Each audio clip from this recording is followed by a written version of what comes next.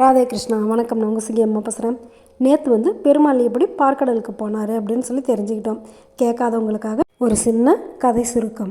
பெருமாளை எல்லோரும் திருடன் திருடன்னு சொல்கிறாங்க அப்படிங்கிறதுக்காக லக்ஷ்மி தேவி என்ன பண்ணாங்க, எங்கள் அம்மா விட பார்க்கடல் தான், அங்கே அப்படியே நீங்கள் அந்த பால் கடல்லையே படுத்துக்கலாம், வேணுங்கிற பாலை குடிச்சிக்கலாம், உங்களுக்கு தயிர் மோர் வெண்ணெய் நெய் எல்லாமே நான் அந்த பாலில் செஞ்சு கொடுக்குறேன் வாங்க அப்படின்னு சொல்லிட்டு எல்லாரும் கணவனை திருடன்னு சொல்லிட்டாங்க. அப்படிங்கிறதுக்காக கணவனை தன்னுடைய அம்மா வீடான பார்க்கடலுக்கு கூட்டிகிட்டு போயிட்டாங்க.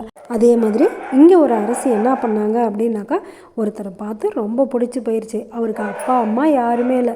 அவர் நீட்டாக கூட ட்ரெஸ் பண்ண மாட்டார். ஏதோ இருக்கிற மான் தோலோ புளித்தோலோ போத்திக்கிட்டு உடம்பெல்லாம் சாம்பலை பூசிக்கிட்டு ஜடாமுடியோடு அவர் எப்போவுமே ஒரு நீட்டாகவே இருக்க மாட்டேங்கிறாரு.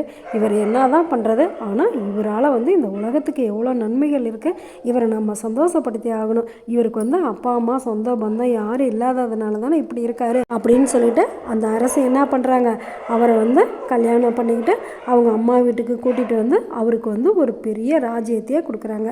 அப்படி அந்த ராஜ்யத்தை கொடுத்தவங்க யார் அப்படின்னாக்கா, நம்மளுடைய மதுரையில் இருக்கிற மீனாட்சி தான். மீனாட்சிக்கு நம்மளுடைய சிவபெருமானை பிடிச்சிருக்கு அப்படிங்கிறதுக்காக அவரை கல்யாணம் பண்ணி அவருக்கு அந்த மதுரையவே ஆட்சி செய்கிற பொறுப்பையும் கொடுத்துட்டாங்க. அதுக்கப்புறம் என்ன, நம்மளுடைய சிவபெருமான் எப்போவுமே ராஜா வேஷத்தில் ஜே ஜே ஜேன்னு இருக்கார். அது மட்டுமா, நம்மளுடைய சிவபெருமானும் பக்தர்களை காப்பாற்றுறதுக்காகவும் மீனாட்சியை சந்தோஷப்படுத்துறதுக்காகவும் அதிகமான திருவிளையாடல்கள் பண்ணினது இந்த மதுரை மண்ணை தான். இதுதான் நம்மளுடைய சிவபெருமான் வீட்டோட மாப்பிள்ளையாக ஆன கதை. சரி, இந்த ரெண்டு கதைகள்லையுமே கணவனோட அன்பை மனைவியும் மனைவியோட அன்பை கணவனும் புரிஞ்சிக்கிட்டு நடந்துக்கிறது தான் இல்லற தர்மம் அப்படிங்கிறத நம்ம எல்லாருக்குமே காமிச்சிருக்காங்க.